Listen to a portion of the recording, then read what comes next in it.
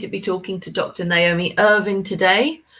She's built her career and her business by being great at getting everybody talking so that people who wouldn't normally speak to each other have the conversations that they need to have.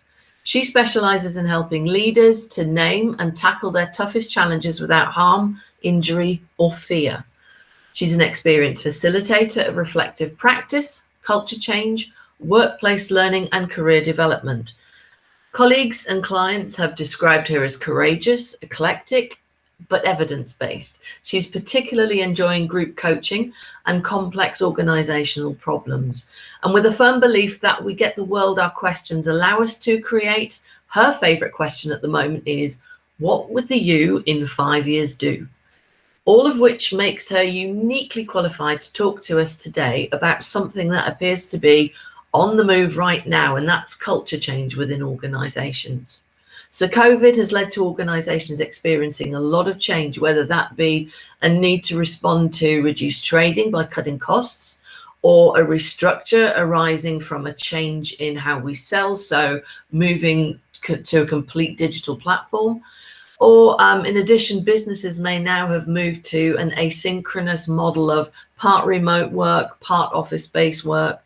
And all of these changes have led many organizations to reevaluate their culture. What we want to talk about today is how we navigate that in as pain-free a way as possible. So Naomi, hi. Is there really a need for organizations to do this right now? If we look to March 2020, we all had to change because we had to. Yeah. We had a very, very urgent, dramatic and intense shift, not only from the office to home, but in terms of everything about the way that we led our lives. All of our freedoms disappeared. And we had a point where we had to make some intense and important decisions with very, very little agency. And lots of watching to see what would happen. There's lots of, we think about the way that we negotiate our world and the information we take in. One of the things that I remember quite intensely around that was that everyone's looking to everyone else. We wanted leadership, but we weren't getting it. And we needed it very, very, very, very importantly and dramatically. And in addition to that, we noticed quite quickly with COVID and with the way organizations reacted that there was lots of inequality. So if we think about the way that we've been able to work, the way that working is very gendered, for example, that some people were able to work for longer in private, where the burden of homeschooling came, and what it meant to live and work in the same space, how we switched off. We then think about something like inequality globally. Where did people come off better from COVID and where are they still struggling? Then we think about the way that there's changes in the external environment, like we had to focus, for example, on Black Lives Matter at the same time as all this happening. So we've had some really, really public reactions to inequality in the world at the same time as a global pandemic. And then if we think about the professional environment, I've seen lots of movement of some very senior people who, because of COVID, had to stop and think about their purpose, their values, their professional integrity, and some people who moved with nothing to go to because they couldn't stay where they were. I think the other thing that worried me was that I wasn't prepared for the way that some employers treated their employees really, really badly. So at the point where people should have been saying, go home, they were actually saying, come to work. Yeah. We're important, we're essential. And I watched people go off sick because they were being told that rather than work from home, they could work in an organization and stay in a hotel for 3 months. And that wasn't because they had to do their work face to face. That was because our old patterns of presenteeism, empire building, and a really poor psychological contract and a low trust relationship between employer and employee still writ large. So the adaptive behaviors that we needed to cope weren't there yet. And it's led to some really, really disturbing patterns of behavior. And a lot of that comes down to the way that we operate in an organizational culture. And if we think about how we had to change, now we've got to think about what we're changing to. We know now there is no such thing as going back to the way things were. And that's really, really painful. Yeah. But we've got choices to make now. We've got choices about how we care for the people that work with us. We've got choices about the type of work that we do, how we adapt, and how we adapt our behavior. And there's pain in saying that some people have got that wrong, and there's strength in saying we can do more and better. And the way that I've been thinking about this, like you said in the introduction, what would you in 5 years do? And also, as I look around me and I'm asking my coachees and my delegates, are these the people you want to get in trouble with for the next 5 years? Can you trust them? Because we've had to trust people before. We've always had a psychological contract with an employer in which we trust them with our integrity, our values, our mental health, our well-being. These aren't new.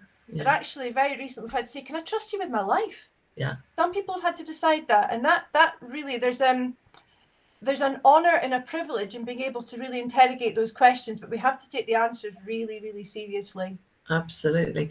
And I remember you and I had a conversation a few weeks back, and we were kind of talking about, well, where do you get your information from? Where do you, and we noticed that one of the things that the public seemed to have done is to slightly disregard what the government was saying and actually start look at organizations that perhaps they knew and trust, and were looking at some of the messages that they were sending out and actually using that more as their guide.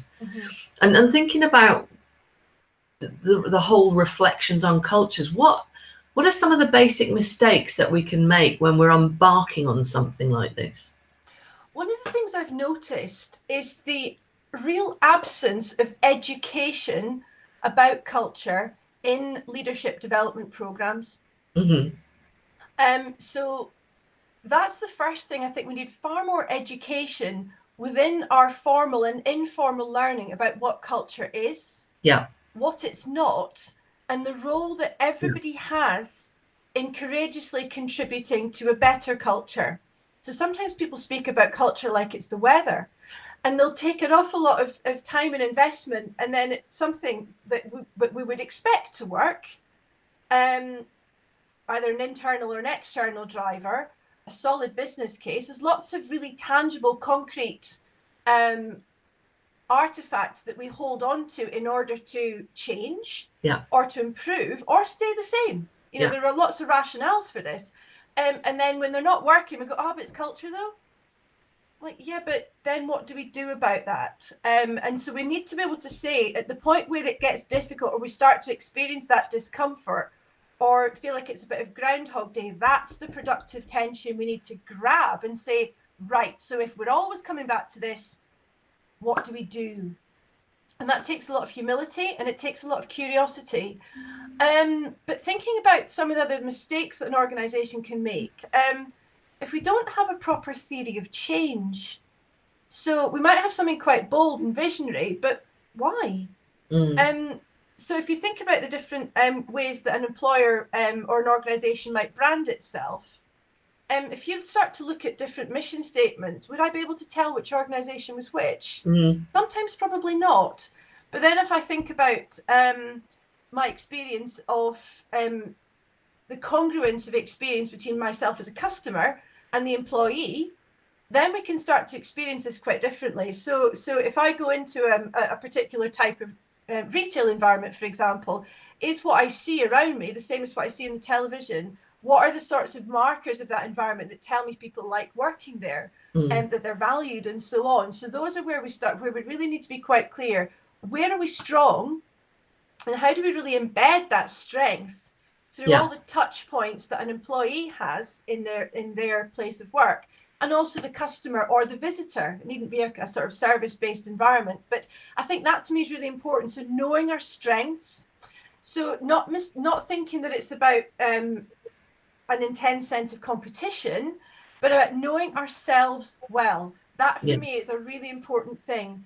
And I see organizations waste time and effort on this by saying, well, can we be doing more? Like, well, more of what? What do you want to do more of? Let's think about that. Brilliant. But don't scout for what else is there, because we have to find a point where we stop. So there's a really clear thing, a good theory of change and a solid evidence base for what we expect to see, either to stabilize, to improve, to change, because they're different things. Improvement and change aren't the same.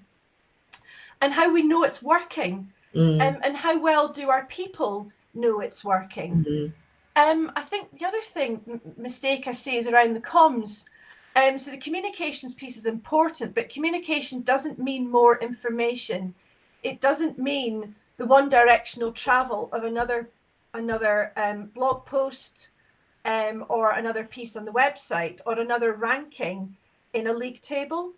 I once saw a very poor example of this when a blog was written by a person I knew, but it was actually sent out in the name of a very senior member of staff. But for those of us who saw that original piece of writing, we knew that the senior leader hadn't written it. So we've got to think about the authenticity of communications as well. Yeah. Who has authority? Who has voice? Yeah. Who do people connect with? And then there's this risk of copying organizations that we think are better. So copying interventions that look like they've got traction, they look like they're what the marketplace might want to see, but we don't know if there was pain in making that work. Yeah. We don't know how well they understood it. And we actually don't know if it's working there either. So again, I'd be much more keen to see what's our baseline.